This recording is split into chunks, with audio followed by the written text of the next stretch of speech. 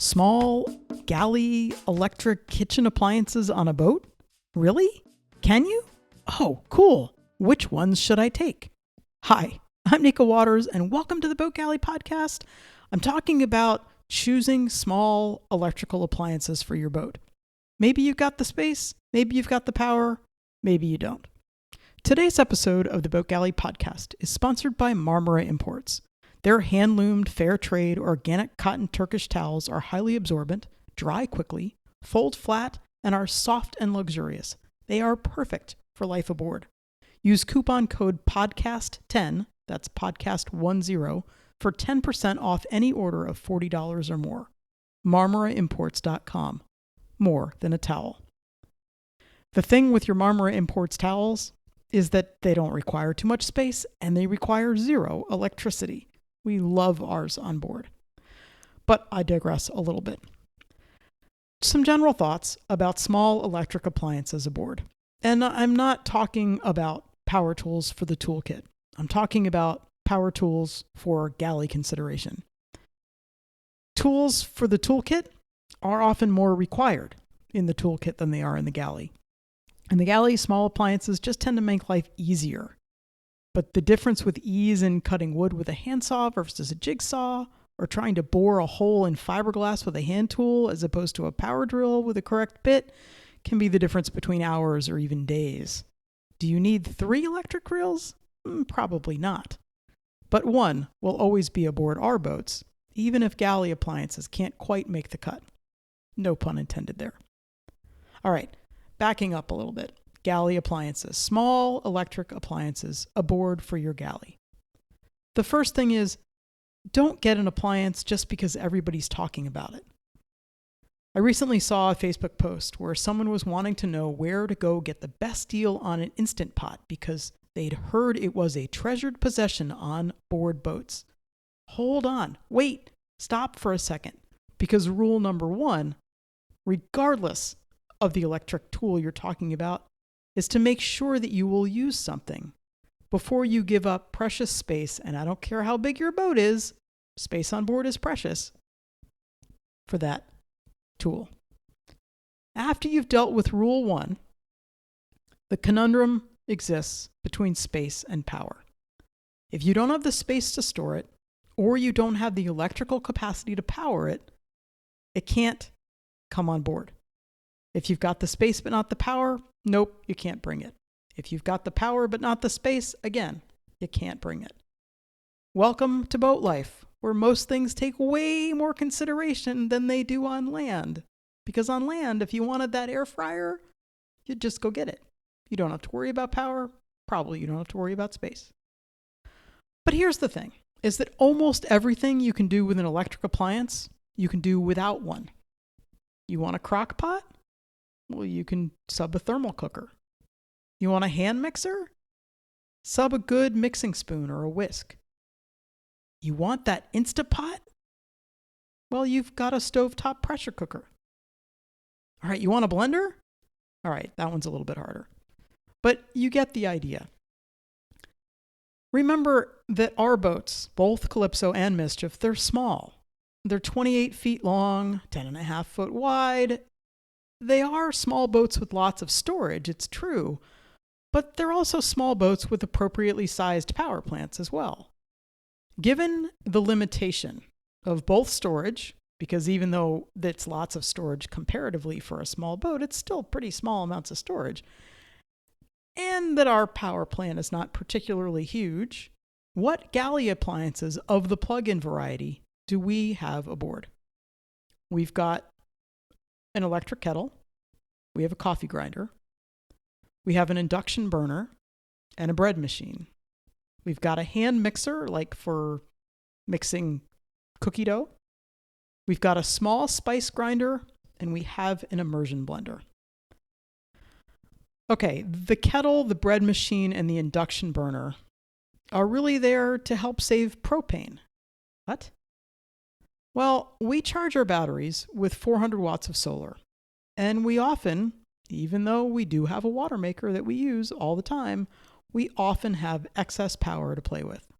Lucky, lucky us. Now, we don't have a freezer, so that's probably a big piece of why we have excess power, but we do have excess power.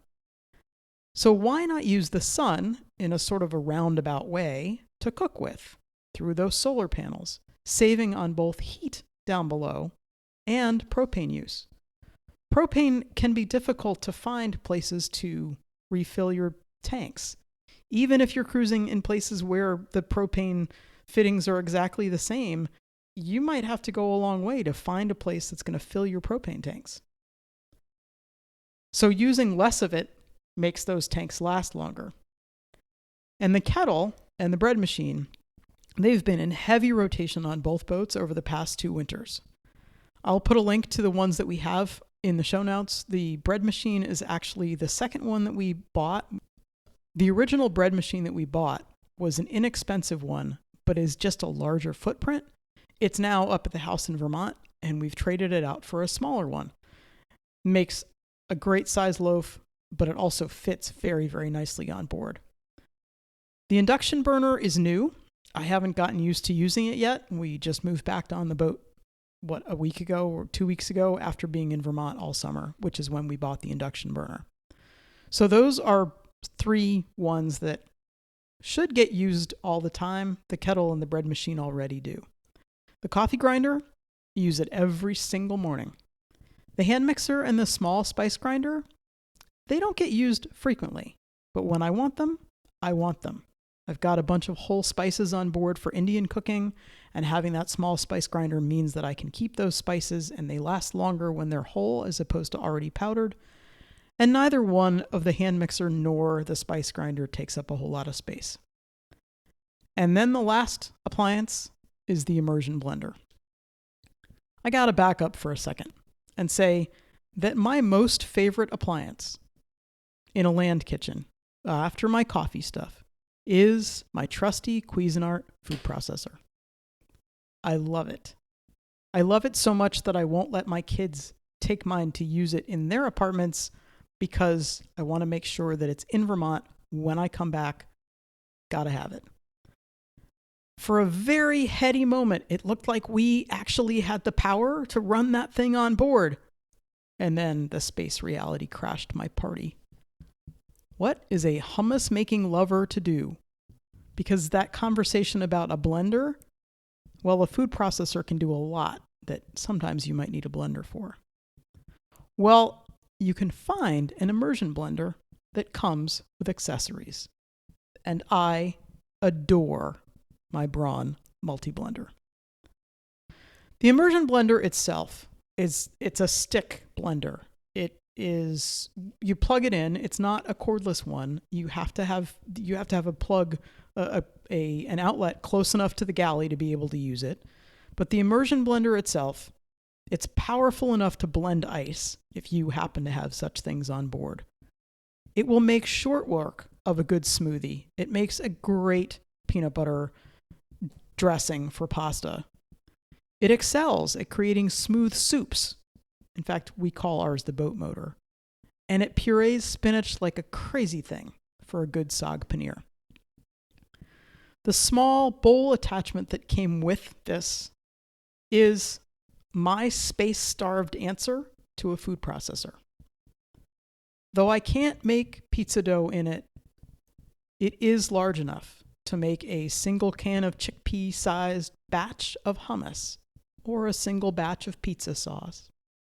And it's still small enough to chop garlic and ginger into tiny bits without them getting lost in the bowl.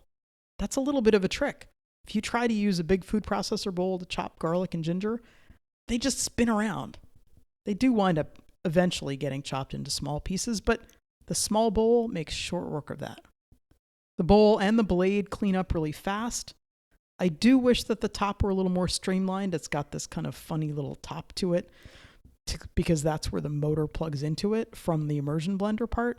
But I tuck it back into a corner in my pantry and it all fits pretty well. This particular unit is a great combination of a powerful stick blender that goes to the pot instead of having to pour pot contents into a separate container that includes the blender bit, along with a detachable motor that also powers that food processor-ish bowl. It's not my Cuisinart.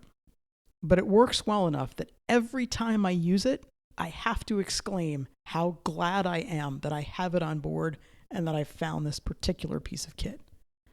Small kitchen appliances, if you've got the space and the power, they do actually earn their keep on board, even on a boat as tiny as ours.